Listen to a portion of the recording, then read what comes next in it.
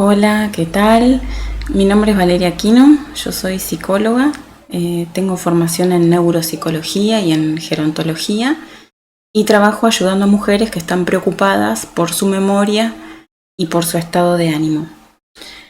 Bueno, hoy quiero hablarles acerca de la memoria y acerca de los olvidos normales y de los olvidos que no son normales y que también se llaman olvidos malignos, para enseñarles a diferenciarlos o a distinguirlos. Bueno, ya todos sabemos a qué nos referimos cuando hablamos de memoria, pero me parece que no está de más dar una definición. La memoria es la capacidad que tenemos para registrar, para guardar y para ir a buscar determinada información. Bueno, en esta definición ya podemos ver las tres fases de la memoria, ¿sí? La primera fase es la fase de codificación, que tiene que ver con el ingreso de la nueva información y tiene mucho que ver con la atención. Es muy posible que si nosotros no prestamos atención a algo, después terminemos olvidándolo, ¿sí? O no terminemos pudiendo guardar ese recuerdo. A todos les habrá pasado, a mí me pasó más de una vez, estar leyendo un libro, leer una página completa y al llegar al final darme cuenta que no me acuerdo de nada. Bueno, seguramente estaba pensando en otra cosa, no le estaba prestando atención y eso por supuesto se evaporó. Entonces tengo que volver a retomar y volver a leer. Bueno, esa es la primera fase, la que tiene que ver con el ingreso de la información. Luego está la segunda fase. Si esa información fue bien codificada, vamos a poder guardar ese recuerdo, ¿sí? Y lo vamos a hacer en diferentes almacenes de memoria, que son como cajones en los que van guardados diferentes tipos de recuerdos. La segunda etapa, entonces, es la de almacenamiento, ¿sí? Y si el recuerdo fue bien codificado, es bien almacenado, cuando tengamos que ir a buscarlo, vamos a poder recuperarlo correctamente. Y esa es la tercera fase de la memoria, la etapa de la recuperación. Por ejemplo, si yo les pregunto, ¿qué desayunaron esta mañana? ¿Qué cenaron anoche? ¿A dónde fueron sus últimas vacaciones? ¿Cómo fue, no sé, el día que se casaron? Bueno, ahí van a tener que hacer memoria, van a tener que ir a buscar en esos cajones, en esos almacenes de recuerdo y van a tener que buscar ese recuerdo para recuperarlo y poder contestarme, ¿sí? Bueno, entonces, estas son las tres fases de la memoria: codificación, almacenamiento y recuperación. Cada una de las tres fases puede ser afectada por separado, generando distintos tipos de olvidos, ¿sí? Y es de esto de los que yo les quiero hablar, de los diferentes tipos de olvidos. Hay una distinción básica bastante grande, que es entre los olvidos benignos o olvidos normales y los olvidos que no son normales, que no son esperables y son llamados olvidos malignos. A medida que vamos envejeciendo, es normal que aparezcan ciertas fallas en la memoria o que empieza a funcionar de una manera diferente, ¿sí? Pueden aparecer lo que son los olvidos normales o esperables para la edad. Tienen ciertas características. La primera de esas características es que por lo general cuando hay un olvido benigno es el paciente o la paciente la que consulta porque eso le molesta, ¿sí? Hay un registro de que la memoria ya no está funcionando tan bien como antes, de que se están olvidando de cosas que antes les resultaba fácil recordar. Esto molesta, preocupa, llama la atención. Entonces la misma persona que los padece decide consultar. Esta es la primera característica. El olvido benigno le molesta a la persona que lo padece. Otra de las características es que este tipo de olvidos son olvidos de detalles, ¿sí? Yo me voy a olvidar de algún detalle de una situación, de algún detalle, de alguna experiencia, de alguna vivencia o de algún recuerdo. Por ejemplo, quizás, por ejemplo, a ver, yo el año pasado me fui de vacaciones a Bariloche. Mis últimas vacaciones fueron a Bariloche. No me acuerdo a dónde fuimos a comer el primer día. No hay forma de que me acuerde a qué lugar fuimos a comer el primer día, pero me acuerdo de todo lo demás, me acuerdo de todo lo otro que hicimos el primer día, el día que llegamos. Ahora bien, siguiendo con el mismo ejemplo, no me acuerdo, no hay forma de que me acuerde. Mi marido me insiste y me empieza a dar pistas, ¿sí? Me empieza a dar claves de ese recuerdo y me dice, pero vos no te acordás el día que llegamos, que fuimos a ese lugar tan lindo, que estaba al lado del lago, que tenía la cerveza artesanal que era riquísima, que el mozo se nos quedó hablando y nos dijo que él era de Buenos Aires y que dejó todo para irse a vivir a Bariloche. Y yo ahí digo, ah, sí, me acuerdo, qué lugar tan lindo y qué rica que era la comida. Bueno, ahí recuperé, ¿sí? Con la ayuda de estas claves, de estas facilitaciones que me da mi marido, puedo recuperar ese recuerdo.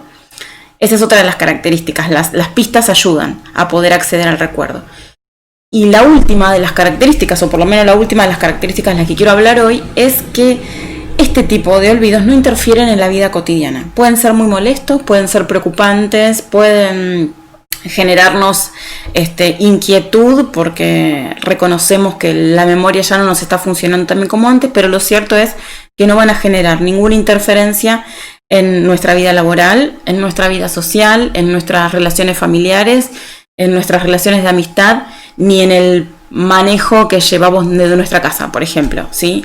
No interfieren, no tienen impacto funcional. Bueno, estos fueron los olvidos benignos, los olvidos normales o esperables para la edad, ¿sí? Los olvidos que aparecen de manera normal durante el envejecimiento. Por otro lado están los otros olvidos, los olvidos que sí deben como hacernos sonar alguna alarma y nos deben llamar nuestra atención. Son los olvidos que no son normales, olvidos patológicos o olvidos malignos. En principio, cuando hay un olvido maligno es más probable que sea algún familiar el que lo detecte, no la persona que lo está padeciendo. Es muy posible, me pasa en el consultorio, que cuando viene una persona, por ejemplo un adulto mayor, acompañado por su hija, por lo general son las mujeres las que acompañan y las que consultan más, acompañado por su hija, ¿quién es la que me cuenta? Mi papá no está tan bien como antes, está raro, pregunta varias veces las mismas cosas, se olvida dónde guarda los documentos, se olvida dónde guarda los papeles, se olvida dónde deja las llaves, está muy distraído. El otro día encontré la azucarera en la heladera, por ejemplo, se olvidó el nombre de mi hijo, no se acuerda el nombre de gente que conoce hace más de 40 años. Bueno, mientras que la persona, el paciente o la paciente, probablemente no registre que esto sea para tanto, probablemente lo minimice y probablemente lo atribuya a alguna distracción y nada más. Pero sí son los familiares o los cuidadores los que suelen preocuparse por la presencia de estos olvidos y reconocen que hay francamente un funcionamiento distinto al que había hasta ese momento. Por otro lado, antes te decía que los olvidos benignos, son olvidos de detalles. Bueno, en el caso de estos olvidos, los que no son normales, los olvidos malignos, el olvido abarca toda una vivencia. Es lo que se llama un olvido del todo, ¿sí? Entonces no me voy a olvidar de un detalle, de una situación, sino, por ejemplo, tomando el ejemplo que compartí antes, si me fui de vacaciones a Bariloche hace un año, no es que no me voy a acordar a dónde fui a comer el primer día. Probablemente no me acuerde que me fui de vacaciones a Bariloche. Probablemente no me acuerde de la mayor parte de lo que hice durante esas vacaciones, de que no me acuerde qué lugares conocí, que no me acuerde con quién fui, o que directamente toda la vivencia esté perdida y no me acuerde que me fui a Bariloche. Y esto es porque la etapa que está afectada es la etapa de almacenamiento. Los pacientes con deterioro cognitivo lo que tienen alterada es la capacidad de almacenar nuevos recuerdos. Si un recuerdo no está almacenado, si un recuerdo no está guardado, no tenemos a dónde ir a buscarlo. Entonces, cuando yo le pregunto a esta persona qué hizo el domingo a la tarde, qué desayunó hoy o cuáles fueron sus últimas vacaciones, es muy posible que no pueda acceder a ese recuerdo que no está.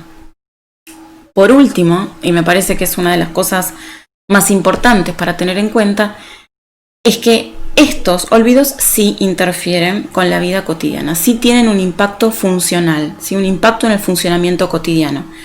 Esto quiere decir que estos olvidos pueden llegar hasta ser riesgosos para los pacientes. He tenido muchas consultas por personas adultas mayores que viven solas, ¿no? Una mujer de más de 80 años que se presenta al consultorio con su hija, que está muy preocupada porque nota que su madre tiene olvidos que son bastante importantes. Me cuenta su hija que la mamá estaba cocinando, como siempre, dejó una olla en el fuego y salió a pasear, ¿sí? O se fue a dormir la siesta, o se quedó mirando la tele y se olvidó completamente que había dejado una olla en el fuego.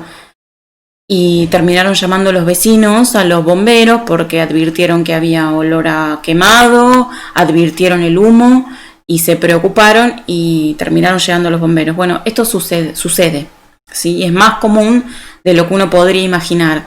Otra de las cuestiones habituales que pueden suceder con este tipo de pacientes es que se olviden la plancha enchufada, por ejemplo, que se olviden la canilla abierta. Sí, la otra vez una paciente me contaba que dejó cargando la pileta, se fue y se olvidó completamente que había dejado cargando la pileta y que cuando volvió a su casa era todo un charco gigante. Pero bueno, estas cuestiones hay muchas veces que pueden ser muy peligrosas, entonces hay que empezar a pensar si esa persona puede seguir viviendo sola, si no necesita otro tipo de ayuda y por sobre todas las cosas hay que consultar. Estos son básicamente a grandes rasgos las diferencias entre un olvido benigno o un olvido normal y esperable para la edad y un olvido que no lo es. Hay muchos, las causas de los olvidos son muy variadas, ¿sí? Uno puede tener fallas en la memoria a cualquier edad y por una cantidad de causas enormes. Hay muchas fallas en la memoria que se deben a problemas de atención, hay muchas otras fallas que se deben a problemas anímicos, a cuestiones de ansiedad, depresión, estrés, a otras enfermedades. Y bueno, finalmente también están los olvidos malignos que empiezan a aparecer en el transcurso de una enfermedad neurodegenerativa, en una demencia, en un deterioro cognitivo, ¿sí? La otra vez me preguntaban si, por ejemplo, si yo me olvido enchufada la plancha una vez, ¿es para preocuparme? Y yo contestaba que probablemente no sea para preocuparse, olvidárselo una vez, porque es muy posible que el olvido, ese tipo de olvidos tenga que ver con un problema, una cuestión atencional. Pero si un día me olvido la plancha enchufada, el otro día me olvido la canilla abierta, el otro día me olvido la olla en el fuego, el otro día me olvido dónde dejé la llave, y uno va registrando que esos olvidos y esas fallas no son habituales, a mí me parece que es importante consultar. Siempre que uno registra que hay algo que no está funcionando tan bien como antes, me parece muy importante consultar para descartar, ¿no? A mí me parece que nunca está de más una consulta con un neurólogo, con un psicólogo, con un neuropsicólogo, que tenga formación en deterioro cognitivo, que tenga formación a nivel neurocognitivo, que tenga en cuenta cómo funciona el cerebro, que tenga en cuenta cómo es el funcionamiento de la memoria, porque por más que sean olvidos normales y por más que a mí me consultan muchas mujeres jóvenes, es muy molesto, ¿sí? Es muy molesto, es preocupante, muchas veces es limitante porque nos damos cuenta que lo que antes hacíamos una vez, ahora lo tenemos que hacer 3 y a veces seguimos fallando. Entonces me parece muy importante consultar. Así que bueno, espero que les haya sido útil, que les haya servido. Cualquier consulta que tengan, cualquier duda, cualquier pregunta o cualquier comentario, me pueden escribir. Mi mail es valeria@valeriaaquino.com. Cuando termine el video van a tener mis datos de contacto. A mí me encanta el intercambio, me encanta despejar dudas, así que cualquier comentario es bienvenido. Así que muchas gracias y espero nos veamos pronto. Hasta luego.